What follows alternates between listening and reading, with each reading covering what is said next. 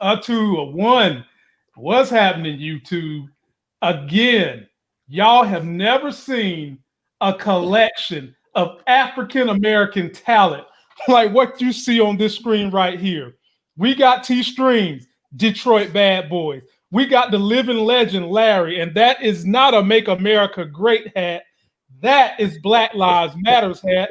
And of course, you got your boy, the Life Games man himself, Lamont Tyson. And B. Avery is joining us, ladies and gentlemen. Just my opinion reviews. Again, coming through. When have y'all seen a collection of black talent like this? This is probably the last coming to America. Y'all seen this much black male talent on one screen. Y'all know what we're here for. We're here to talk power. But before we do that, fellas, I hope that two of you guys are going to be back Wednesday, because we had a whole lot of stuff go down with chicks calling the cops on black dudes thinking they took her cell phone. We've got people not wanting to call this white dude in Nashville what it is, white terrorism. And we've got some other issues we need to cover, but we're not going to do that today. We ain't going to do that today. Today is strictly to entertain people, to keep them happy, and to christen in this new week. So, B. Avery, can you hear us? I can hear you, sir. Can y'all hear me? We got you. We absolutely I'm jealous can hear of that mic. He sounded all without baritoneness and whatnot. I know, man. These dudes get up here. Larry, why these dudes do us like this, man? Why they do us like this? And look at this mic I got. And I still don't sound as sexy as he sound. My man, hey, man, you got the same mic I got, my brother. I know, but it don't sound like what's his name? Barry White. Yeah, I can hear you, brothers. How you guys doing? Right. This is B. Avery in the building. I really don't like soft drinks with fruity names and yeah. What's going on, gentlemen? Man, I saw it the other day when I was going back through the video that we did, man. Somebody in the audience was like, man, that dude T Streams looked like the dude from the OJs. I had to screenshot that. I'm gonna go back and find out who that was, man. I got some words, man. What's wrong with the OJs, bro? Nothing wrong with the OJs.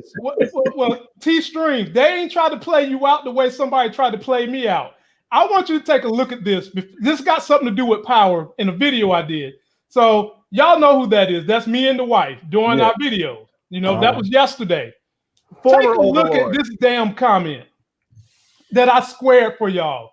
Your wife fine as hell. Rich. I need to leave Connecticut. Bruh, let me tell you something, bruh. Let me tell you something right now.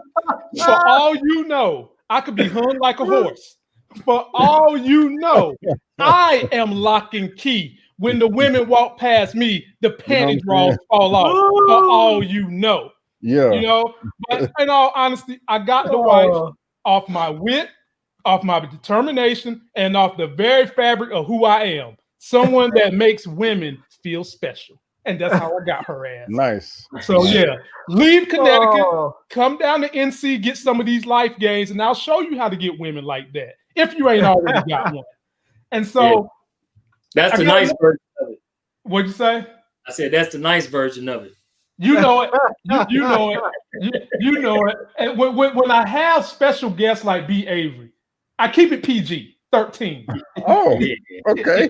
Yeah. I keep it PG-13. We don't want to get the funk on the special Negroes. Yeah, you know. Yeah. I don't know. I don't know what this special Negro stuff is about. I'm still confused on that. I'm trying to. Well, let me help you out. Anyone who rates Wonder Woman in a good light the way you did, it's a special Negro. I got you. Because you was very PC in that opinion of Wonder Woman. And I give you credit for it. You almost had me convinced until I turned on 5 minutes of it today in the middle, and I got unconvinced, just like that. It's all good, man. I stand by it. You know. As well, you should. It's your opinion. Yes, sir. Yes, sir. Your opinion. So let's go ahead and get on into this thing. You know what the people want us to talk about. But before we get into it, I'll be watching y'all on Instagram. Yeah. Okay. I'll be watching y'all. And y'all up here like in this picture Oh, right here. damn. Yeah, Yeah. I did. Like my So- grandma said, a hit dog will holler. And so, You better keep her away from the Pope. She's looking good. She's looking good, man. How old is she in real life? How old is she? she of all the 3 chicks on the show between Lauren, her, and Diana, Lauren's the oldest. Lauren's like 27. I Okay. don't know how old she is. Well, she look old enough. Let me go on Hey. Instagram right now and start following. Oh my Lord, have mercy. I Go ahead, did follow like her real I did like name. her picture today. She was looking mighty good, mighty nice. Man, She is a razor. I'll tell you that. Follow her. Oh man. So everybody in the comment section says she's around 24, 25. So I mean, hell, she's way past R. Kelly legal for anybody trying to do Well, let's something. see. They say was half your definitely- age. They say half your age plus 7. So if I just drop the 7, I'm good with her. Yeah. Oh my God. Look. She knows she fine too. That's Yeah, crazy. that's Okay, a little well, ridiculous. That's yeah, just a little she ridiculous. all right. She all right. That's a lot of fun in one person. That's just a little ridiculous. Lord, man. Anyway, let's start this thing out with a little clip that made a lot of the women laugh yesterday because this brother showed his bitch assness when he made certain facial expressions. And here we go. And y'all know who I'm talking about. That damn Eddie Winslow Bellamy. Just up at the school, I think I gotta tell them what I know. You don't need to tell nobody shit about this family. If I don't tell them that I got jumped and they find out that the dead body in the pool was related to y'all, I'll lose everything. Mr. Milgram said I could come forward anonymously. I wouldn't even have to talk about Drew. Carrie, right? But she giving advice, ain't nobody asked her. Professor Milgram just talked to a bunch of students. She don't know nothing. She don't know nothing. Protecting his woman. Yeah. Okay. So, That was actually my favorite scene in the whole episode. man, that thing was. 703. Oh, by the way, fellas, it's Buzz's birthday and he's super chatting, man. Buzz, my Oh brother. man. 703. Wait, can we all sing him happy birthday? Go for it. Here we go. On 3. 1, 2, 3. Happy birthday to you. Happy birthday to you. Buzz. Happy birthday, dear 703. Happy birthday to you. And many more. We'll never Now- get a record deal. I know we sound like the new Temptations. Oh And yeah. So, Yes. so anytime you have birthday requests, just come up here and we'll give you the new Temptations. This is the remix version of the Temptations, right? That's what it is right there. Right there. So happy birthday to my man, B. Avery. Let's give it to you first. Thoughts on Power episode 9. What you like, what you didn't like. I like pretty much everything about it. It was another fire episode. I thought it was as good or probably better than the previous episode. I really like the way things ended with Tariq hiring Tamika. I think that's going to be a good relationship. I know the title of the episode was called Monster, but if I were to give it my own title, I would call it Drew is an Idiot, because there was something that he did in the episode that I thought was just the dumbest thing ever. And I don't feel sorry for him. I don't feel sorry for him. Are you talking about? man? Are you talking about when his dumb ass got up and Yes. took off running like he was Prince? Only thing he missing is the You damn know, blouse. He said, "I'm gonna go get a piece of what?" You know, like, I don't know. Yeah, exactly. That was the dumbest decision ever. Man, I don't know. The writing was horrible, and that part right there. It was just dumb. Stupid. It was just stupid. Other than that, and Kane losing his damn mind, but that's expected. I really enjoyed the episode. Yeah, okay. T-Strings, I'm gonna give it to you, my brother from up north. What did you feel about this last episode? Say, my man, I was like, I couldn't sit still. I was all on edge the whole time, just sort of like watching the show and then reiterating some of our old discussions and stuff like that. I'm just like, I knew it, and it was like, man, it really like was intense for me, man. That was I really enjoyed the actual whole thing. The basketball, I can't even remember his dang on name. Zeke. The Zeke, yeah. You know, I had some concern when he got his little 15 seconds of shame, because it starts speaking more into his character. I mean, dude, he's so different, and he's made of a different cloth that, you know, I think that he has the potential in him to flip the whole squad. Mm-hmm. And you know, I know he's just a ball player, but you know, he's a ball player that has ties to an organized family. And I think that should toughen his balls just a little bit, you know. But overall, man, I think this was probably one of the most intenseful episodes that I have watched. Everything that I assumed just about was different. We like, who gonna get killed? The cop name didn't really come up at all. You know, we like, why is they on the floor? Didn't nobody know that the plug was getting ready to send the hitters out? And I mean, everything was like dynamically on the opposite side of everything that I thought. So it just had me just like teeth gritting. You know, and I was on the edge with it. So T-Strings, I hate to bust your bubble, but me and Larry in our second review of the season said that the cop was going to die. We then said Rico Suave was going to kick the bucket. We just thought that Monet or Tejada Daddy was going to do it. We didn't think Kane was going to do it. Yeah. And to highlight what you said about Eddie Winslow Bellamy, his problem is he wet behind the ears. And he is wet for that old aces y'all like to call lock and key conjugal Carrie. Larry, you mean Scary Carrie? Huh? You mean Scary Carrie? Man, stop it, man. Stop it. Don't listen to my wife. Just stop it. Just stop it. Stop it. Just stop it. You see Sean Odom.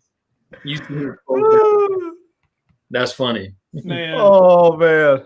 All right, Larry. All in your court. What you think?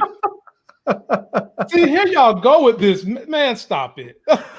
Stop it. This lady is a former prosecutor. I've been trying to tell y'all that this lady is deep, and all y'all want to do is antagonize her about her predilections for being next to doors, for being next to locks, for being next to keys, for going in her office. Next thing y'all going to be calling her book open Carrie. I don't know, but y'all chill out on the woman. Open book Carrie. Larry, what'd you think? I'll tell you, I had a couple of, I liked the episode in general, but I had a couple of issues with it. And one of them is, if these doggone writers don't stop treating us like we are a bunch of fourth grade idiots on a short bus or something, I mean, seriously, stop spoon feeding us these storylines, this whole thing with, let me bring out the book Frankenstein. And now you have Tariq running around every 5 minutes talking about, I'm not a monster. I'm not a monster. Kane talking about, I'm not a monster. Ma, you made me this way. I'm not a monster. Then they're in class talking about maybe Frankenstein is the way he is because of the way people treated him. I'm like, if you guys don't stop feeding us this BS and just tell us what you did. If you want to introduce the whole Frankenstein thing, introduce it. If you want to call the show, the episode, I'm not a monster, fine. And then just do the story and let us see what it is. You don't need to spoon feed us the crap. We're not dumb. We recognize what you're trying to do with the story. We recognize how you're trying to develop the characters. Just do it. Yeah, almost to explain it. Almost similar to that one episode in last season with Ghost. The one is, I think it was titled "You Can't Stop Me." Every time they turned around, somebody was saying, "You can't stop him." It was just dumb. That sort of thing really gets on my nerves because it's not only is it just, to me, I think it's stupid and lazy writing, because I think if you're really writing from a higher plane of thought, you will get all that sentiment into your story without having to actually say the words. You weave all that into your story without having to actually say the words. When you sit up there and have to say it, it's quick and easy and lazy, and I don't like it. And actually, I find it very insulting. It's like saying, we think you're too stupid to understand what the sentiment is we're trying to convey, so we're just going to say it. And I hate that. Gotcha. But the other part is with Drew is, honestly, what did Dude think he was going to do? I'm going to get up and get a piece. For what? I mean, that's another thing. For real. That's another thing where I think that was just another bit of lazy writing, because it's like, why do you have to have him get up in the middle of this thing to go and run out there and try and go get a piece? For what? You're not going to be able to go out there and shoot back. The whole place is flying with bullets. I mean, they could have easily have just had him over there huddled up with his mom. Bullets are ricocheting all over the place. Just have a bullet ricochet and hit him in the chest. Right.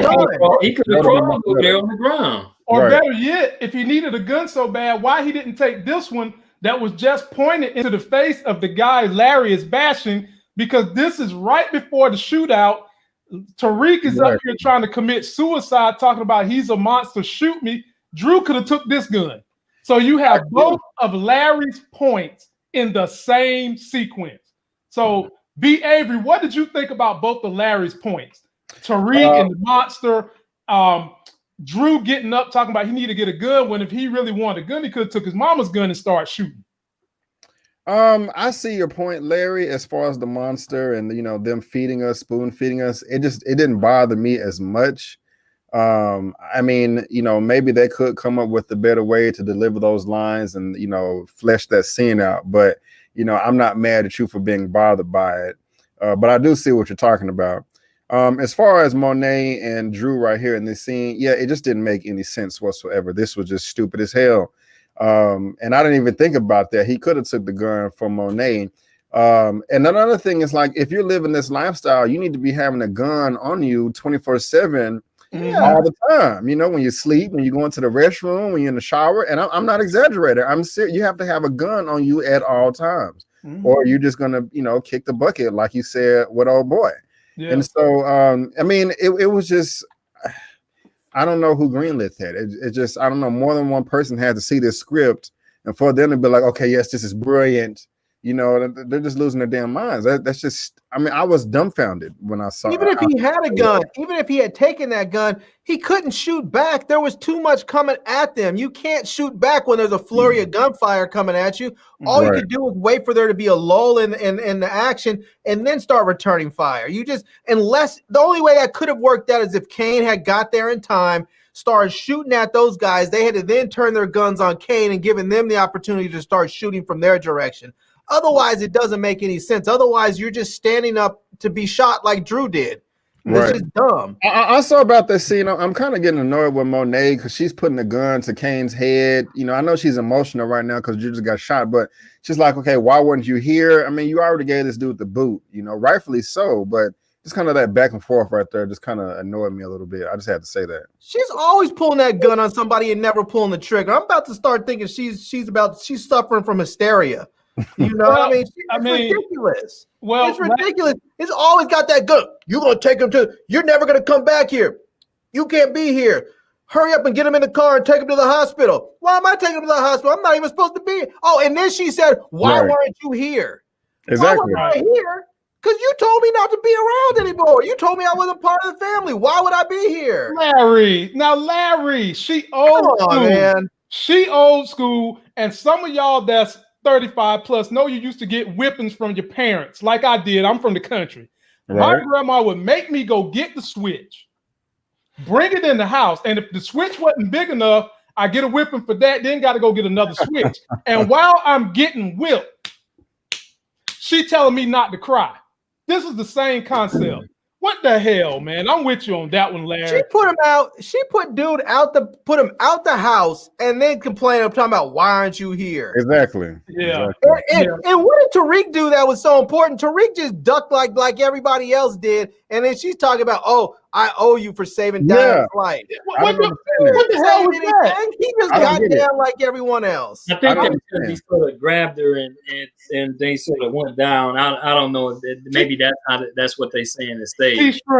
T-streams. Now because I don't want everybody to know your business, but T Streams got guns like they had hanging out that window. Oh, and if you start shooting those guns, and Tariq can't weigh but what 99 pounds soaking wet with 2 bricks in his butt. I don't care how much he cover up Diana. The bullet's going through him and Diana. her. So Yeah.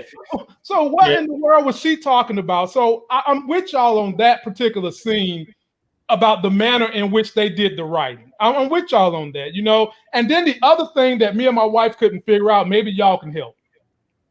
If you a real goon, a real gangster, ain't you gonna go inside and make sure the people you shooting at dead? Yeah. Or am I wrong to assume that?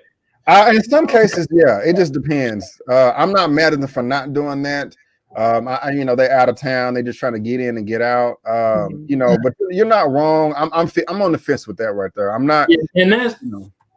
that's sort of been the MO for drive-by shootings anyway. You know, they had enough firepower to chop the place down, and so you know they definitely sent the message that they was actually trying to send. There was nobody that was physically at that location that could have done anything.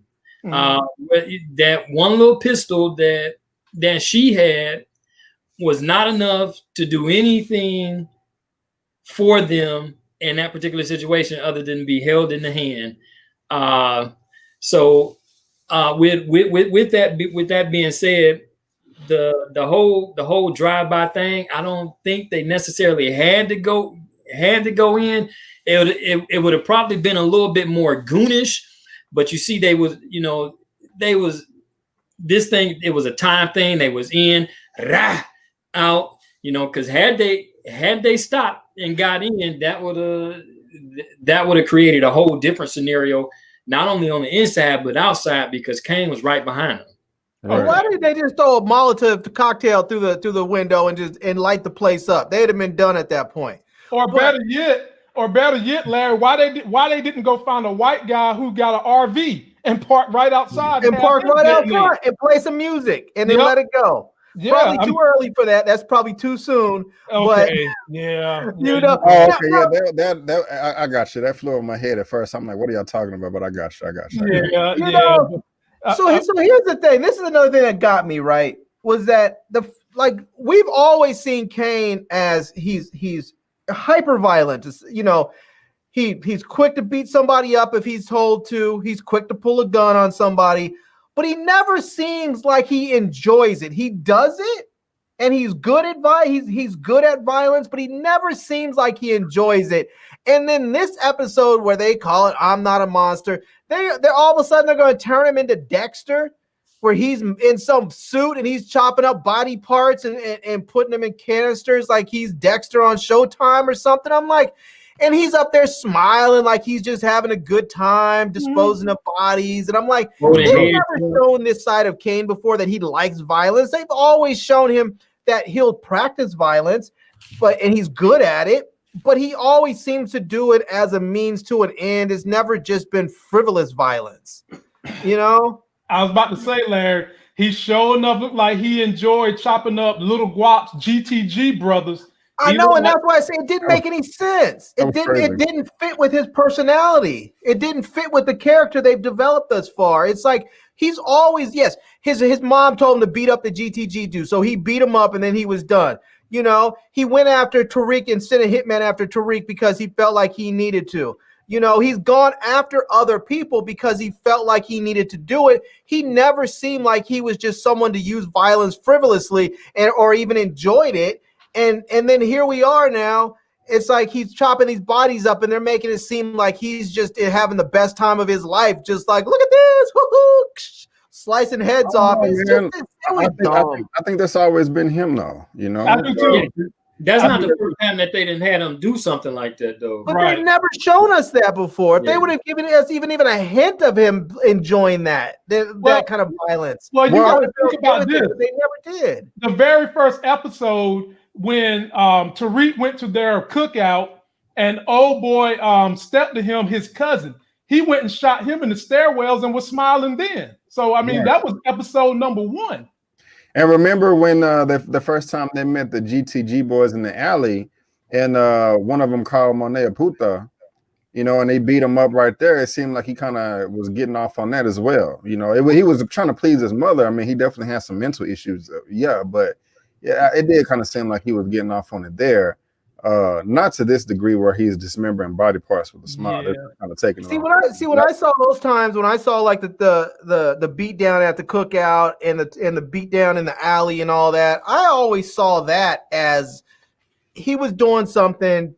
He was doing something as a means to an end. He was trying to prove something. He was doing something in the alley because Monet told him to do it.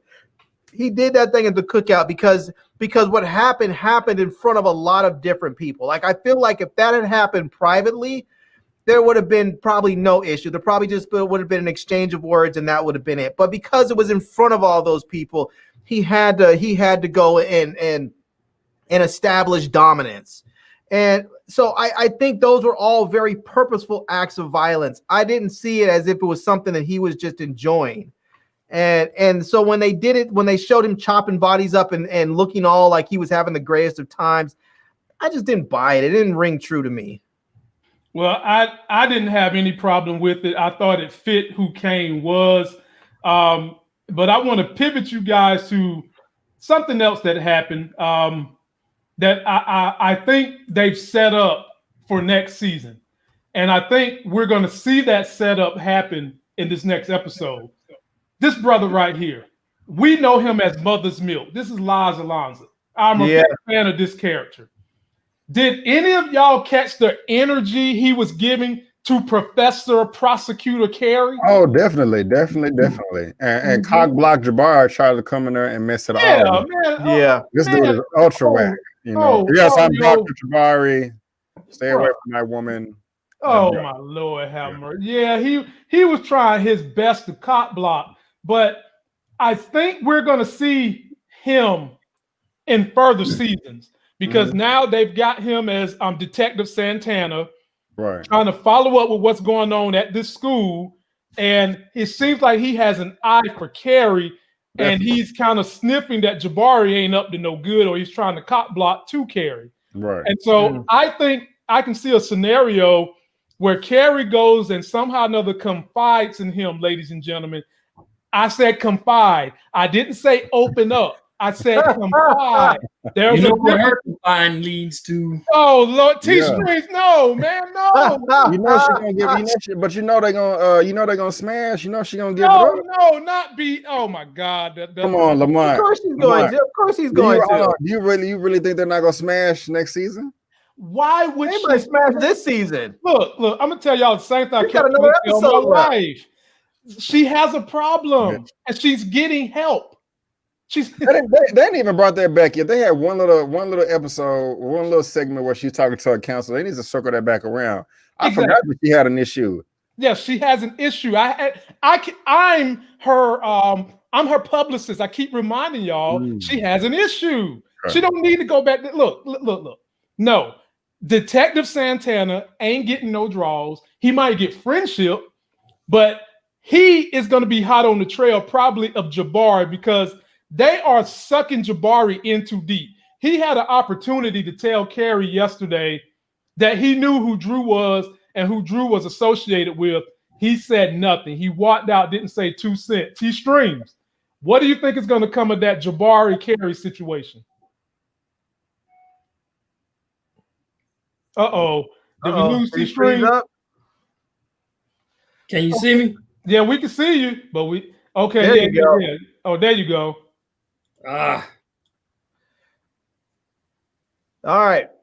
Well, Larry, you go ahead and shoot the breeze while T-Stream's getting together. Yeah, I think Jabari is going to end up getting himself into some real trouble. I think he's going to end up, we already know he's been following around Tariq, trying to figure out what's what. And I think he's going to get himself into some trouble. I think that Tariq's going to probably figure out what's going on with him. And more so than what he already knows about what's up, and I think he's gonna get himself into some trouble, like some trouble, not just like, oh, I caught you doing some dirt. Like he might get himself hurt. I agree with that 100%. Because when Milgram, Professor Milgram, Carrie was doing research in the office. She was looking at those pictures and she was looking at the back of it. But then when Jabari rushed in there, it had the picture of Drew, and he recognized Drew in the photo from the last episode when he was following Tariq, and Tariq was at the motel. So he put that together. So I was just kind of saying, like, yeah, man, you getting in too deep. You're gonna end up dead. You know, I mean, even though I don't like his character right now, and I think he's whack as hell. Yep, that's it right there. I think it's whack as hell. I don't want Jabari to die. I really don't. I don't either. Yeah, he needs to dial it back a little bit because, you know, he's getting a little too big for his britches here. He makes a good, compelling side story because he's so conniving. Right. He has one or two redeeming qualities, and then the rest is just bad out of hell. And now that he's caught up in Carrie, because that's really what his problem is. He's caught up in Carrie, and he's using Tariq to resurrect his book writing career. Right. He's about to be on a topsy-turvy ride, and you don't want that character to go away without being punished. Right. You want to see this train wreck all the way through. And T-Strings, now that we got you back, speak on the Carrie Jabari situation. Yeah, I think, dude, I said this before, he's getting a little too deep into the underground now. So he's still not sure exactly who the person is that he's talking about and his writings, but his investigation is taking him to some desperate measures, and he's finding himself being at some precarious places as well, and eventually that's how he's going to get clipped. So I don't think there's nothing he can do right now, because every episode something else is baiting him in. Something else is baiting him in. And so, last week it was Drew and Tariq at the hotel. The week before that or whatever, it was the lunch at the professor's door and seeing the condoms and stuff. So now he's seeing the picture and stuff like that. And so I think his infatuation with that story has superseded his infatuation with the professor. Now it's beginning to balance out, and it's going to start taking him to a darker place. And I think that's where he's going to get his demise from. Okay. He's going to get to the point where he has everything all figured out, and think that he has the perfect ending to his book, and he'll probably never get a chance to finish it. Right. Damn. I got a question for y'all too about Jabari, but I'll wait. No, go for it. You know what I want to know is now that Drew's been shot, right? Are we gonna see Everett rush to his bedside? Oh my God! It's one thing to be mad at your dude because you're upset. You saw something that was frightening, but now dude's laying in the hospital bed shot. Are you gonna put that aside and go see your dude? That's a good question. Now this could be. They could allow that to be the scenario where Monet is introduced to Everett. That could be that situation. And could y'all ever see a storyline where Everett just says, F basketball, I want to be with Drew, and join the crime organization? No, I don't see that coming at all. That's the last thing I see coming. Throwing away his basketball career and then joining the crime family? Man, I mean, you got a better chance of World's Waldo popping up. Look, man, I can see there being. If they play it right, I can see them having sort of a bond between Everett and Zeke, because when Zeke realizes that Everett and Drew are together and they both know about this and they're both sort of in the same situation where they're trying not to have this family mess up their chances at the league, but they both have a love for people in the family. So, man, Larry, before we go on, let me acknowledge the people in the comment section. Man, y'all are funny as hell. I see about 15 of y'all that's in here out of the 500 that should have YouTube channel. Man, y'all got me in here bugging. For example, Muchella saying, hell no, he's a L7. And then let's go with my folk here. Hell no, Everett ran off when Drew beat up Little Guap. Everett don't want no parts of that. I mean, yeah, I agree for the most part, but now his dude is shot. I think people set stuff to the side when people are in when people get hurt or they're sick. I think people set that stuff aside. It usually seems like that, folks. Usually there are some events that really change the way someone is feeling. So, for example, if someone is mad at you, like mortally mad at you, there are certain events in which they'll come to your side. For example, having a baby. For example, a grandparent or a mother dies. Or, for example, you get your ass shot in the back like Drew did. People sometimes let those things go away and they come right back to the fold. Sometimes it can happen. Now let me ask y'all this real quick before I forget. If you're going back to Jabari, do y'all think that Jabari is smashing Lauren? Nope, not yet. Not yet. There's a reason why I asked was because when they were in the classroom setting towards the beginning of the episode, we all know who Brashandria is. They were having a back and forth, Brashandria and Lauren.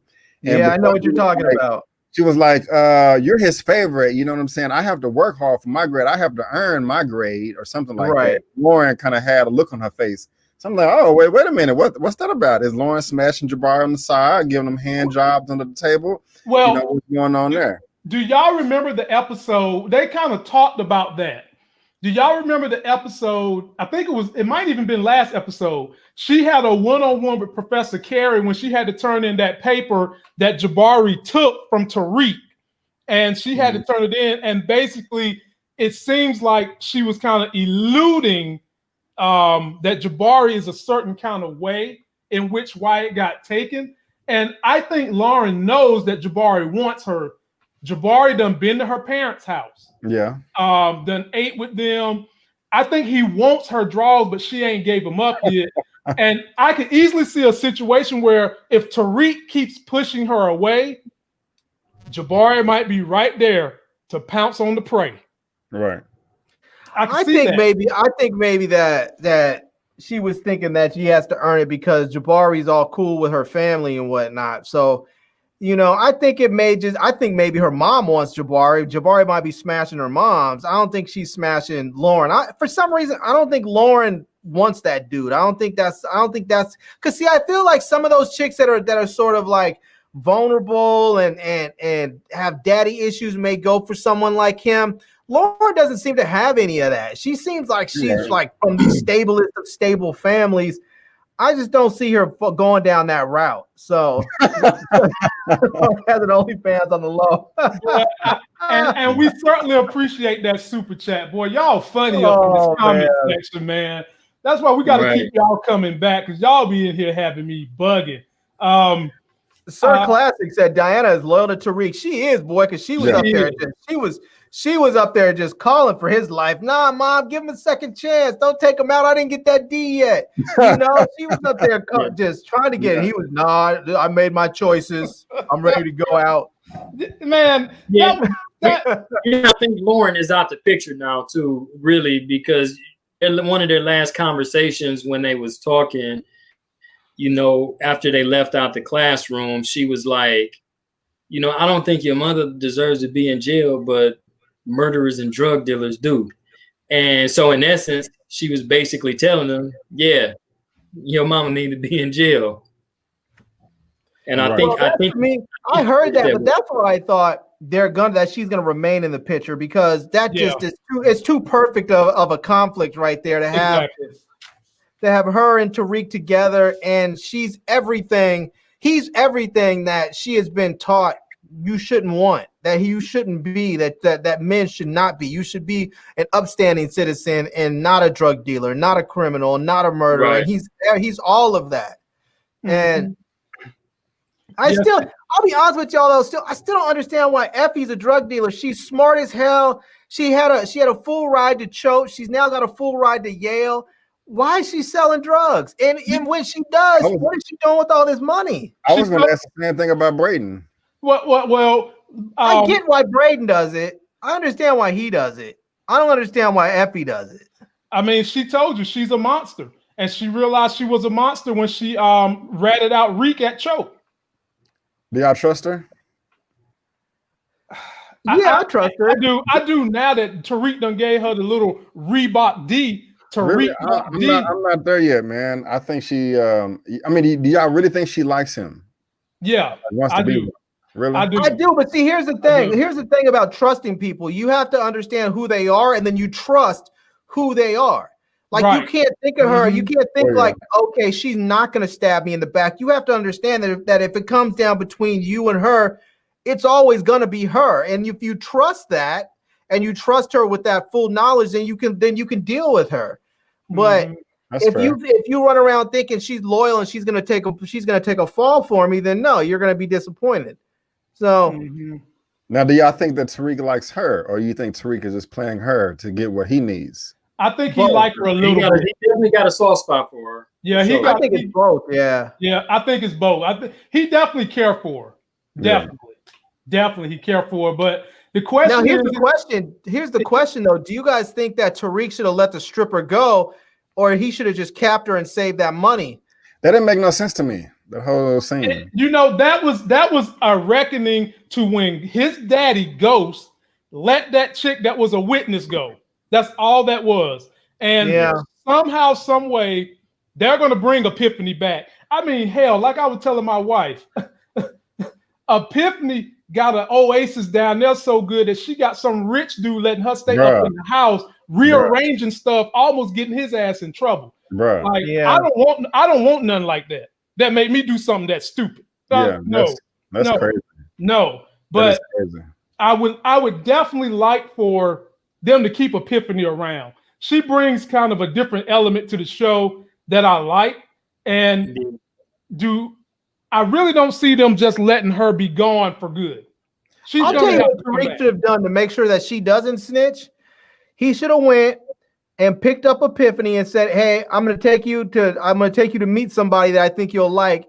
Introduced her to 2-Bit, and those two would have hit it off. He could have paid 2-Bit that money, and then she would have been all up in 2-Bit's grill, and 2-Bit would have been like, "Oh no, you can't snitch because I'll just kill you," and that would have been it.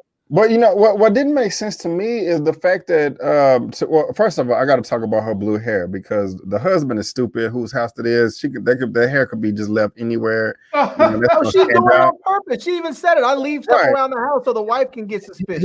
He's a moron.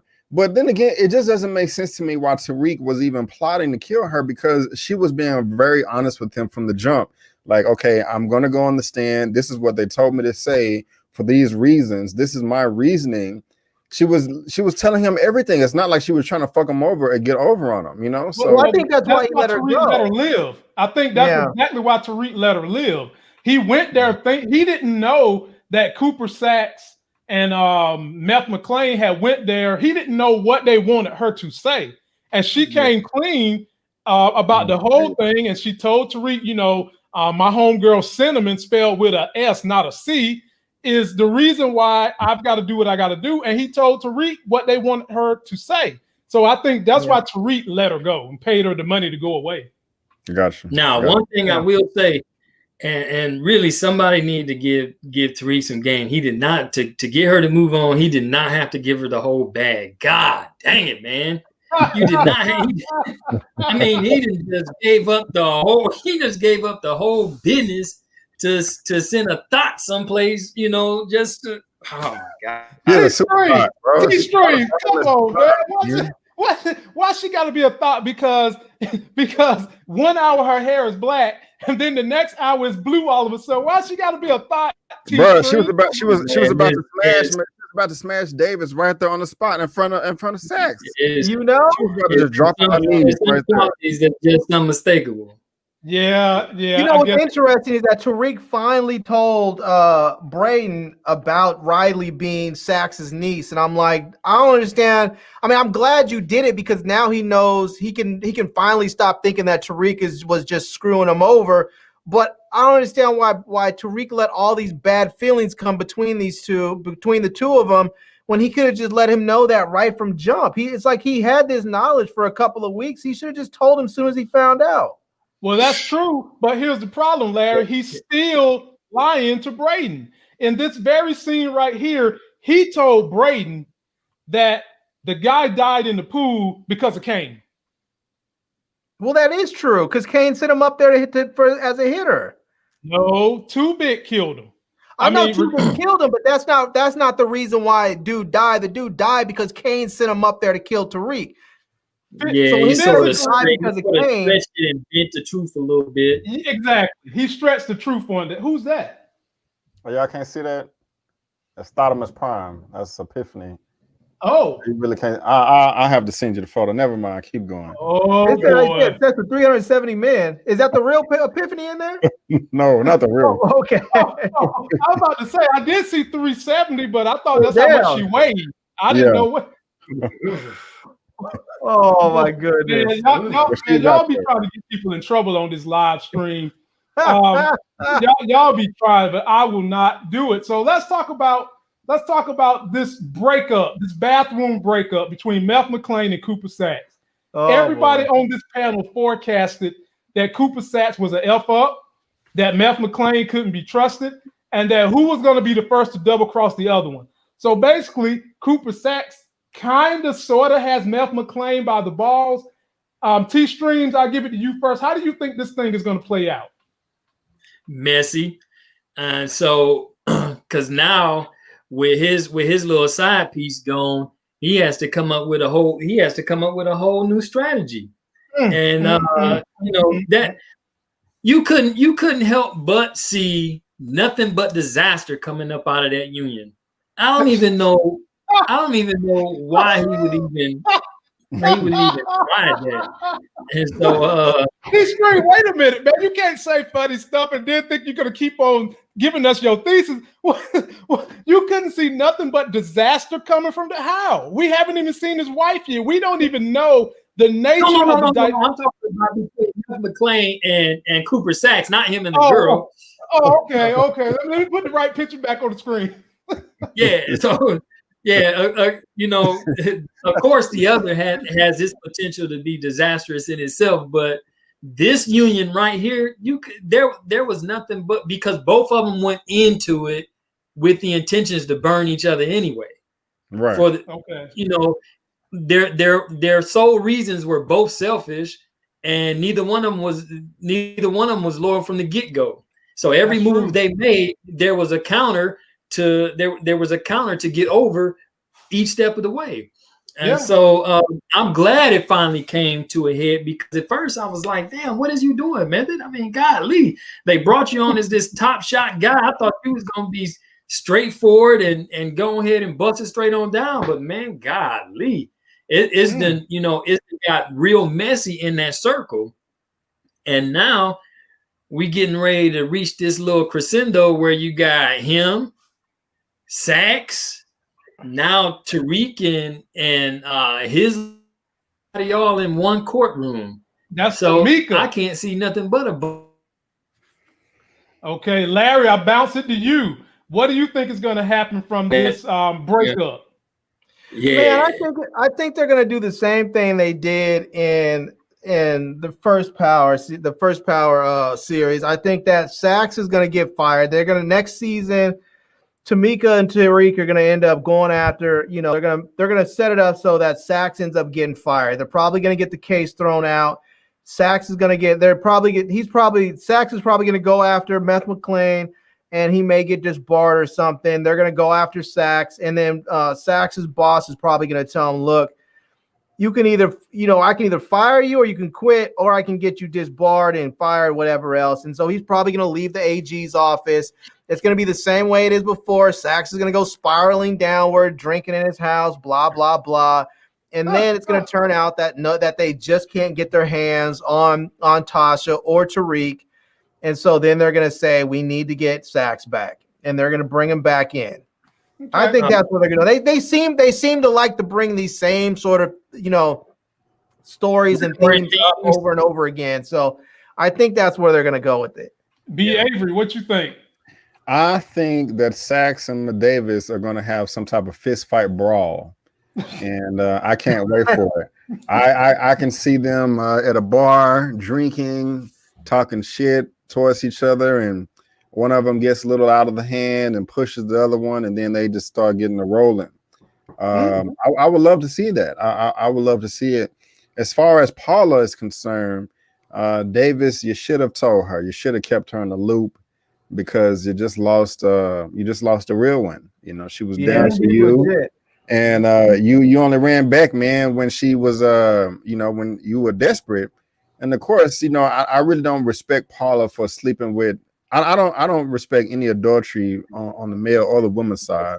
So Davis is just as bad as her, you know. But you know, I guess she tried to realize her worth towards the end and just be like, okay, hey, we wasn't together in the first place. Now you want me to fall with you. That's just not going to happen. You know, you should have trusted me from the get-go. So I'm not mad at her, you know, from leaving. I'm kind of glad though, because they shouldn't be smashing each other, even though she is fine too. You know. I was about to say she right up Larry alley. You know, Larry like him with them big foreheads. Is she right up your alley? Can she replace your girl from season 6? Ramona? Yeah. Nah, she's not as bad as Ramona. She's close, but she's not quite as bad as Ramona. And plus, they have all. I mean, I'll be honest with you. Now that they're in college, I'm all about my Effie. I can look at Effie. I couldn't look at her before because she was playing high school. Now she's in college. Popped up.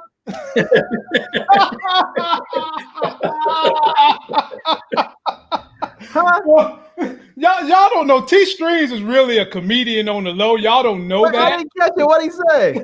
T String, repeat what you said again with the picture. I said Larry got the stuttering when you popped that picture up. Oh yeah. I couldn't understand what he was saying. He got that. That's funny. Oh, man. Okay, so I want to take you guys. I want to pivot you guys to. I'm definitely Team Effie. I bet you are. I'm Team Lauren. Just for anybody that want to know, I'm Team Lauren. No, you can't switch. You know you're Team Lock and Key. I mean, you got to have a backup. You know what I'm saying? You're Team Conjugal Carrie. You got to have a backup, you know, because I can't deal with y'all and y'all emotions and the things y'all say about poor Carrie, that poor woman. She can't catch a break. I mean, if you gave her a Kit Kat, she couldn't catch a break. And y'all just be beating this woman down, man. Beating her down.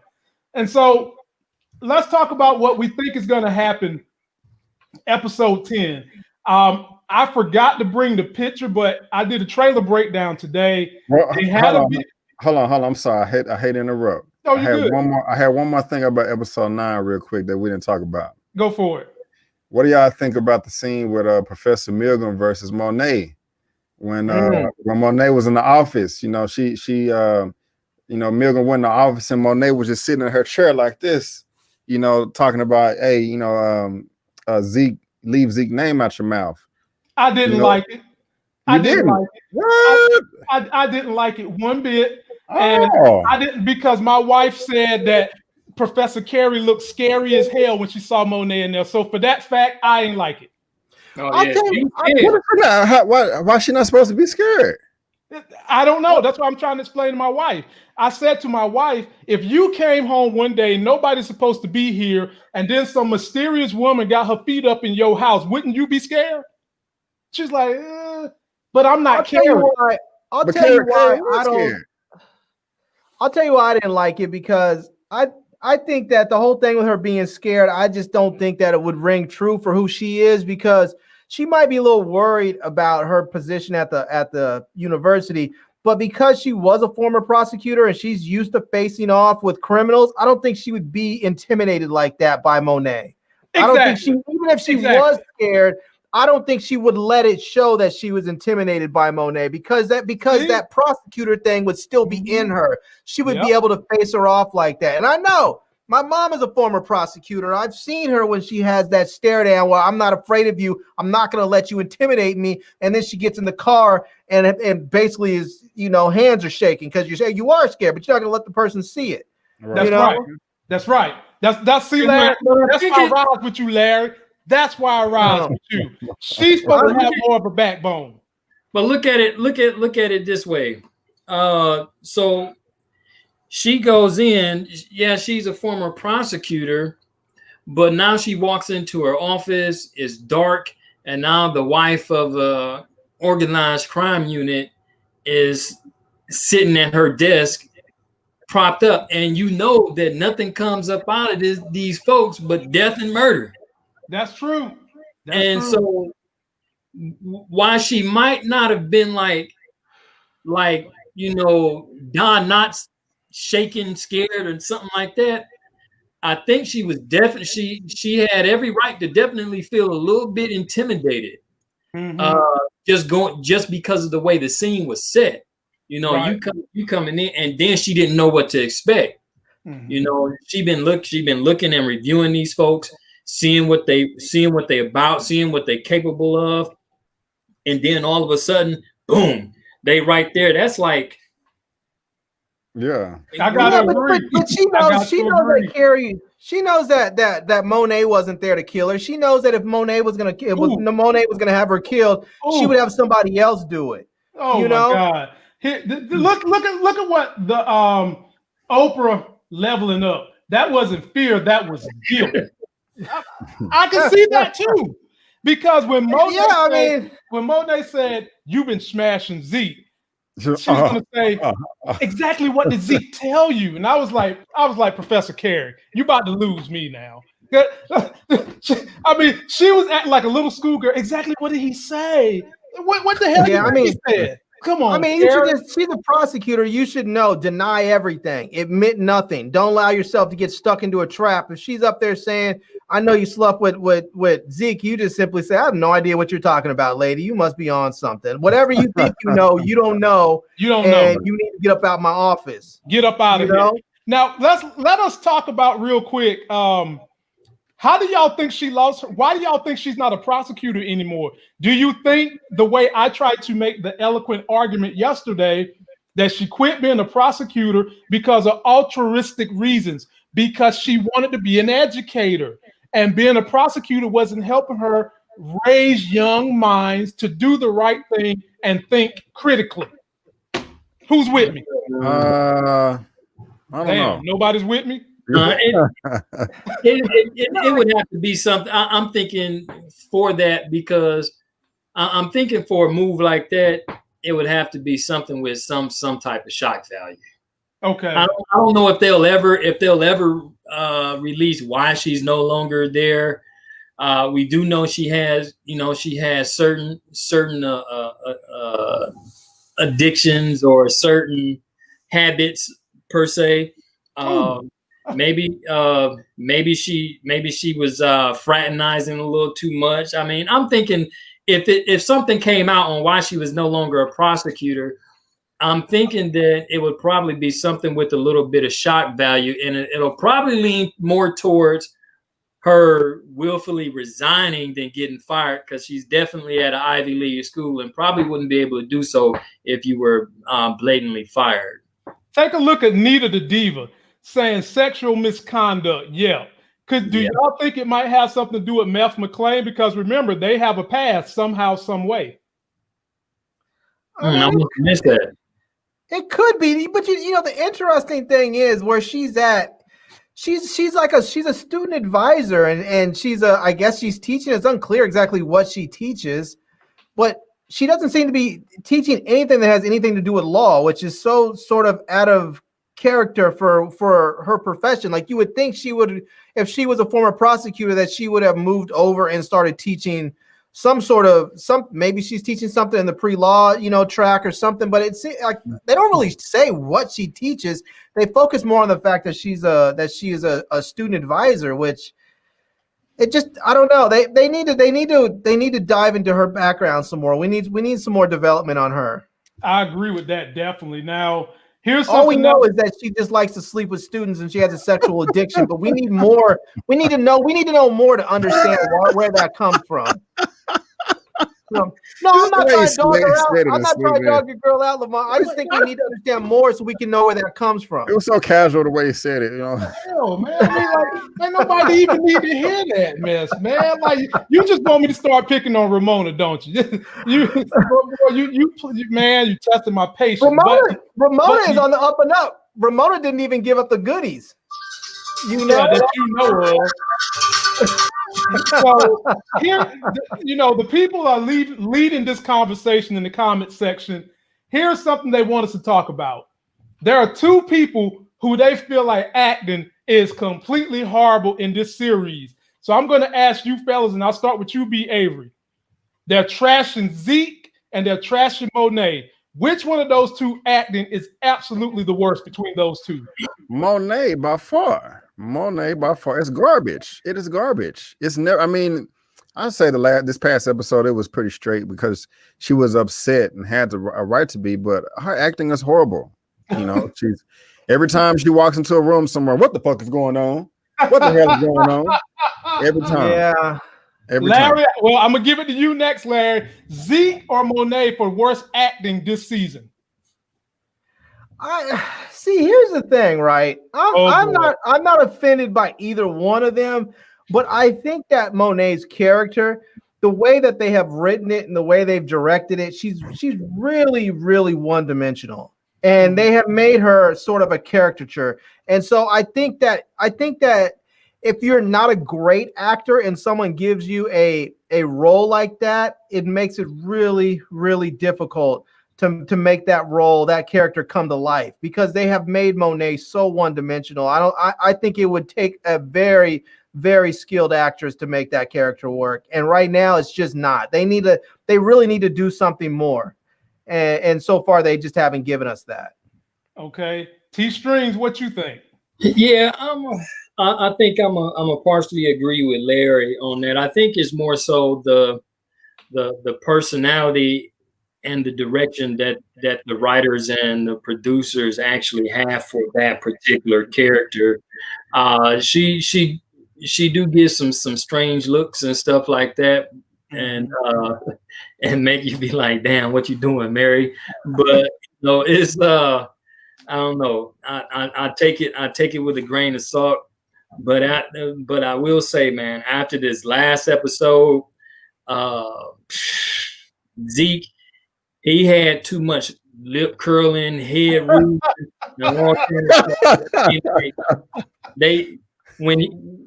long as his roles or his lines had something to do with basketball or smashing girls, he was good. But once it went past that, it start falling apart, and I'm like, what?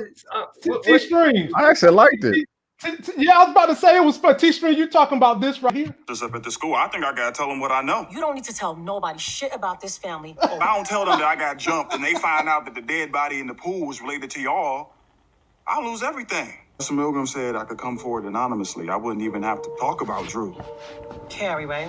But she giving advice, ain't nobody ask her. Professor Milgram just talked to a bunch of students. She don't know nothing.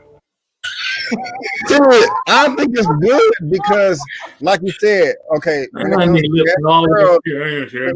comes to smashing girls and playing basketball, that's his lane. That's what he's an expert in. So he's going to be able to express himself in a confident way. But this drug life, in the streets, that's not him, and he's unsure of it, Right. So that's why he kind of seems like, skeptical, reticent, walking on the line, not just knowing how to express himself. So I don't know. I mean, it's funny what you said. I think it fits with his character, I do too. And I didn't mind it. So that's why for me, it's definitely Monet. But I kind of understand where Larry's coming from, because they didn't give the character a lot of depth. And if you ask the writers, they might tell you they wanted Monet to be stoic in the way she has been. But the only thing I got to say is when she was over there crying for Drew, I've seen crocodiles that drop more tears than the tears she was crying for Drew when he was over there supposedly being shot up. I mean, come on, Monet. That's the only beef I got with her this last episode. Conjure up 2 tears. I mean, matter of fact, just lick your finger, put some spit on your face or something. I mean, you got to give us a tear. My goodness, lady. That was the only beef I had with that. But I did have one more clip I want to play for y'all. Because Truth TV says Larry's opinions are always terrible. I'm about to make it even worse just for you, homie. Just for you. Here we go. You got to get them started. But Larry, before you do that, let me play this last clip. We all saw it coming. Tariq. Why would I help you now, Kane? Drew got shot. Monet wants me dead. We need a dead Tariq tonight. With you gone, she now needs me more than ever, so Tariq's not a problem for me. You think Monet hates you now? It's already done, nigga. Man, He's let the me tell dummy. y'all something. That wasn't even believable because Officer Rico Suave, he's supposed to know. You keep your gun out with somebody like Kane. Come on, man.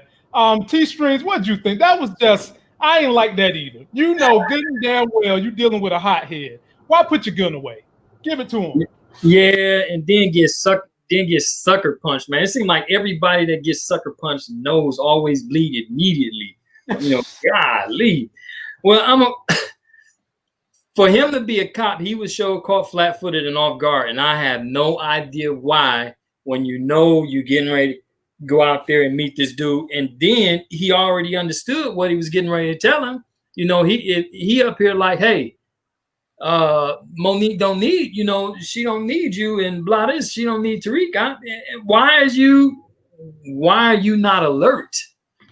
You know, that probably would have been the perfect opportunity for him, for the roles to be reversed, for him to do Kane in. Mm-hmm. But no, he fell for the back turn drill in the face.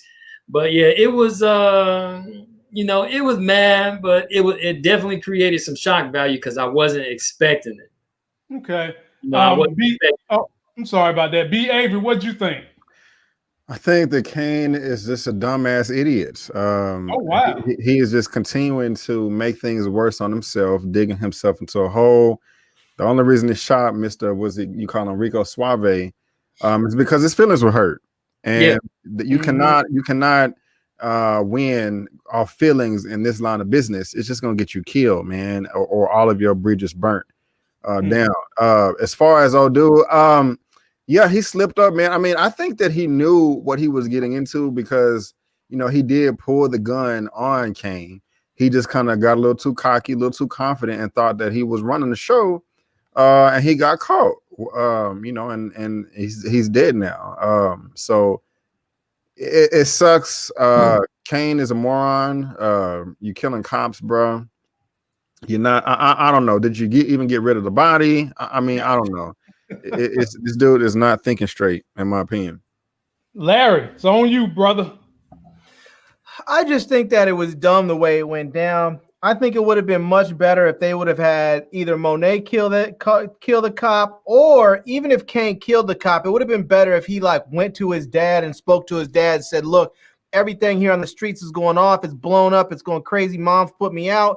I hooked up. Now I'm running this GTG thing. It's all messed up. How do we get it right? And then he can tell him about the cop maybe. And then at that point, maybe his dad could tell him cops got to go.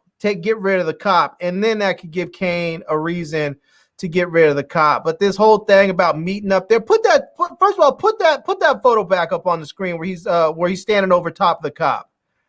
And you got it up? Look at this. See that? Camera right there.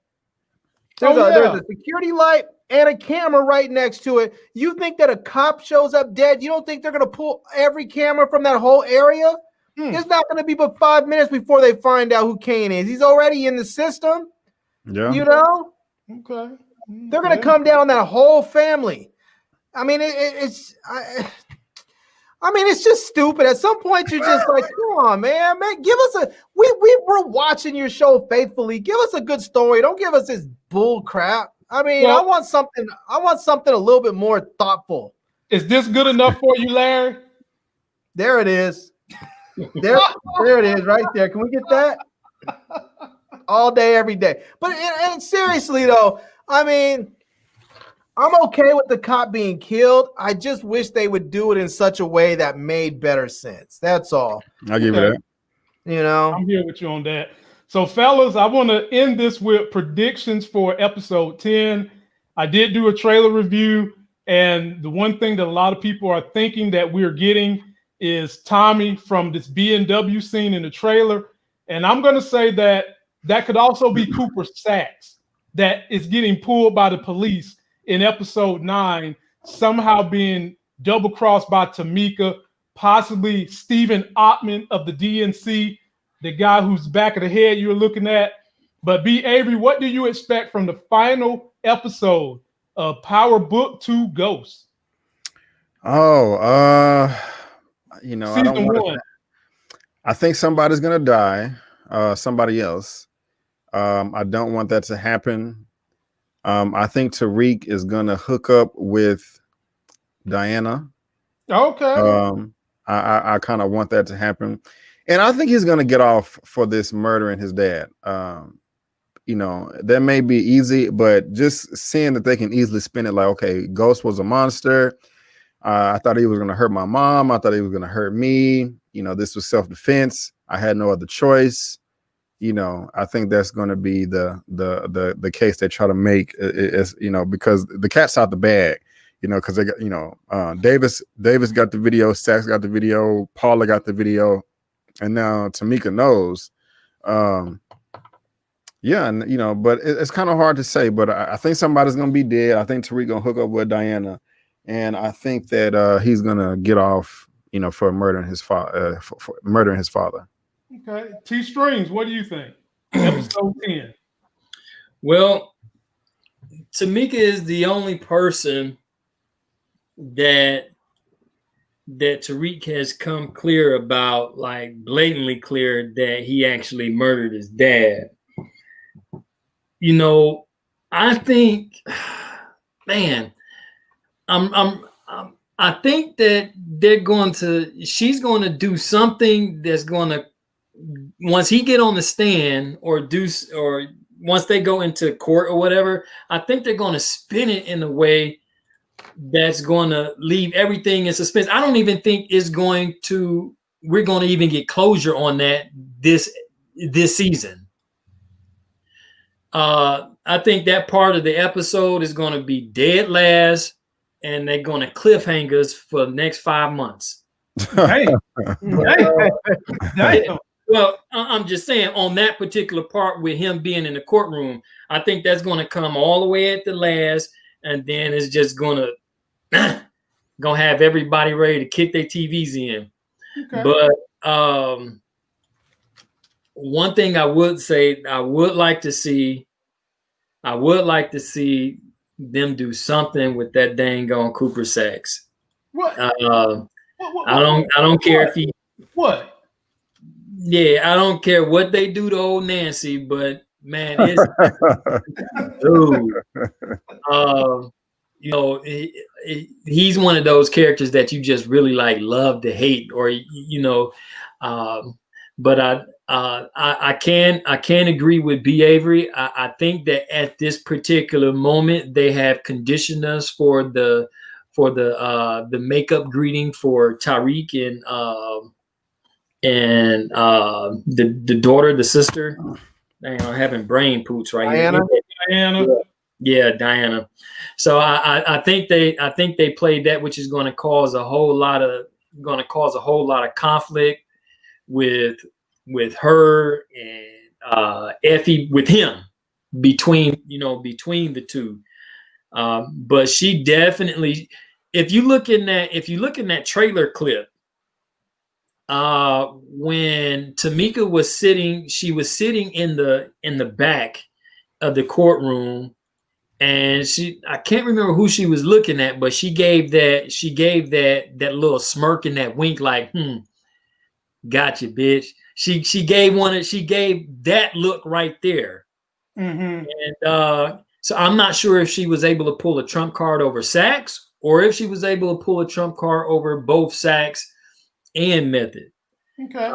I'm going to lean more towards she was probably able to pull a trump card over both of them. They do have a video, but I think if I think back towards that video, I only remember him saying I had to do it, but I can't really recall him saying that I had to kill you. Mm-hmm. And I think they can probably easily get that video dismissed. Okay. My folk Larry, the living legend, thoughts on the next episode coming up? Well, first I have to address a comment. There was, I think her name was Nancy Na or something like that. She said, and you have to take the picture off the screen for just a moment so she can see me. Okay. You said Larry is thirsty as hell. Something to that effect. So I just want to tell you right now. I'm all about Effie. Just right. Yeah, no shame. I love it. I love it. No shame. All about it. Now, I think that Sax is going to end up going out in some way, but part of me thinks it's not going to be just yet. Like, I don't think they're going to kill him. I think they're going to have to get rid of his job somehow, but I think he might be moving forward in his job before they knock him down. The reason why I say that is because he kind of nutted up on his boss a little bit when he was in court. He told his boss, just shut the hell up and sit down. And he was sort of pulling his sack out. At that moment, he was Sax and not Nancy. And so I think they're sort of leading us into a more confident, more aggressive, maybe potentially a more successful Sax. I think Meth McLean is probably going down. I don't know how much of a story that's going to be, if he's going to be around next season or not. But yeah, I think Meth McLean's going down. I think it's going to probably end the season with Tasha. I'm conflicted. Part of me thinks they're going to end the season with Tasha getting out of jail. But really, I still think partly they can't do it because if they let her out of jail, it becomes too much. The show will become too much about her and not enough about Tariq. And I think the focus needs to stay on Tariq. And so I think maybe what happens is somehow Tasha ends up, now she knows who the dude is that was looking over her and got her the phone. Now that she knows who the go-to guy is, I think Tasha might start making some moves in the jail. And I don't know if she's going to start working with Tejada or just do some. I feel like she's going to start becoming somewhat of a shot caller in jail. But I don't know. I hope so. Huh? I hope so. I hope that she gets back at that prison guard that's always messing with her that I don't like. Yeah, I don't like her either. I think Tariq's going to smash Diana because she was already thirsty for him, and now that she thinks he saved his life, her life, she's going to be extra on top of him. Good point. Good point. I didn't even think of that. Good point. Yeah. I agree. Yeah. Hey, you got to reward that brother for his gentlemanship. Right. Right. And I think that Lauren's probably gonna. I think he might smash Lauren too, because when she came at him, it was like, I didn't mean that, and he was like, look, just stay away from me. That is just like that's like sprinkling catnip around a fine girl. You tell a fine girl to get away from you, that's just like catnip. They're just like, I don't even understand. Everybody else is trying to get with me, and you're literally pushing me away. I think she's gonna become extra thirsty for Tariq, and on top of that, Tariq is smart, and he's supposed was from a good family until his family fell apart. But he's smart and he's attractive to her.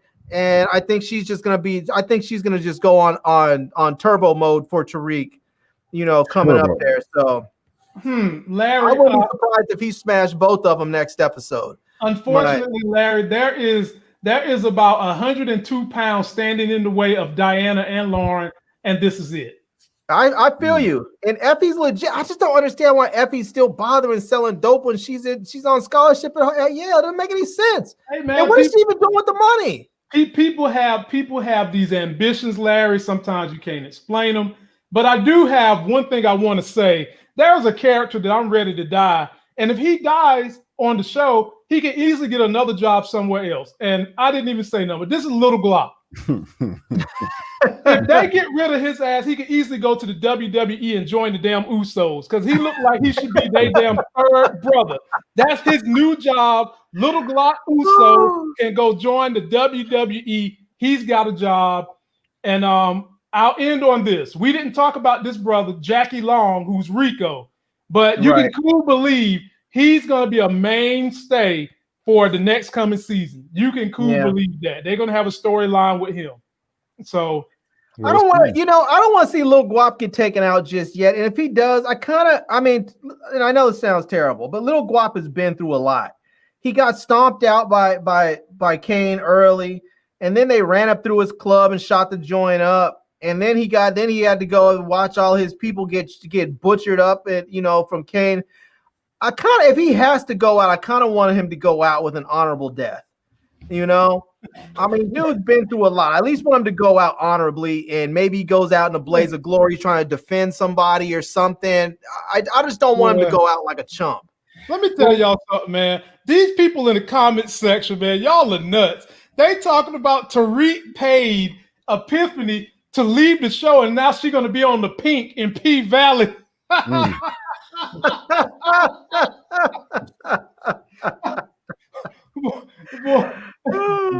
Man, y'all ain't right. T-Stream, like you got something to say.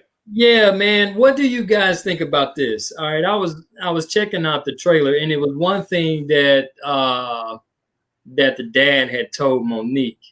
You know, they in the clip where they were talking, and she was talking about Kane being the problem.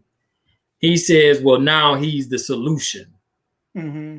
Okay, so this implies that he's calling shot to let off the gas on Kane because now something has to be done. I'm thinking probably more so dealing with Rico. How do you guys think that? How do you guys think Monet is going to respond to her husband forcing or calling the shot that, hey, Kane got to come back in and he got to do this? She gonna do it. The way she responds to everything, she's gonna yell, because that's all they've given her.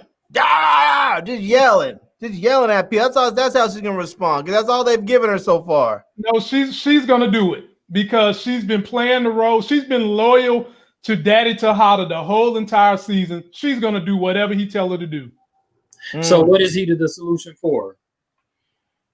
Maybe going and taking out Rico crew, possibly. What you think, B.A.? But Rico's the connect. I think he doesn't. I think she won't have a choice. I mean, she won't like it, but you know, she's gonna, you know, fold and just be like, okay, and she's gonna be reluctant about it. She's not gonna like it. She's gonna complain. She's gonna whine, but she's not gonna have a choice. You know. And of course, Kane gonna come back. Yes, Daddy, I'll do whatever you say, Daddy. See, Mommy, Daddy does like me. I'm gonna improve something to Daddy because you didn't like me, which is stupid. But you know, felt that forcefully. That was I know, man. Him and that special Negro mic he got. I just felt his whole emotion in that. It's a regular mic. You know. and I was wondering why his voice was sounding better than ours when we were singing "Happy Birthday" to Buzz a few minutes ago. He's got that Michael Jackson microphone over there. Yes. Well, fellas, we're going to call it quits right there. I do have a little 20-pound overlord that loves to summons her daddy on all kinds of occasions. And I want to say shout out to all 650 of y'all that joined us tonight. That's almost a record. I appreciate y'all coming through. Thank you for all the shout outs. Be sure to go over there and subscribe to my man B. Avery's channel, Just My Opinion Reviews. Check out my boy Larry as he does his tech thing, and you see he's got his name right there on his thing. And check out T-Streams, who's holding down the Detroit. And T-Streams, guess what actor on Power Book 2 is from Detroit? Who was that? Zeke. And I do like that shirt and hat, my brother. I do. Mm-hmm. You know? Yeah, man. I mean, hey, man, B. Avery, if you don't know nothing about them folks from Detroit, they represent Michigan and Detroit. I live with one. And all I ever hear her talking about is Detroit this and Detroit that and Michigan this and Michigan that. And I got my undergrad in Michigan. I'm all Michiganed out over here, man. I'm Michiganed out. But we represent hard, my friend. We represent hard. Yeah, man. So man, I'm about to go get me a Yale hoodie now. You know what I'm saying? Or I might go get me a Stanford hoodie or something like that. You know, represent them trees. I couldn't bring a Yale hoodie up in this house. I might get killed. My wife went to Princeton. Hell, my wife went to Duke. I don't think I'm gonna be able to bring no Stanford in this house either. You know, but all realistically, ladies and gentlemen, me, Larry, and the fellas will be back on Wednesday. We'll talk a little power. We'll talk a little stocks. We'll talk about what I've been doing with my portfolio this week on this short week. And we'll talk about some of the issues that have been going on in the Black community, A lot of stories have hit this week, and we will try to cover all of them with you guys on Wednesday at 9 p.m. Until that next Sex is Hell video, we'll see you. Be safe. Peace. Peace.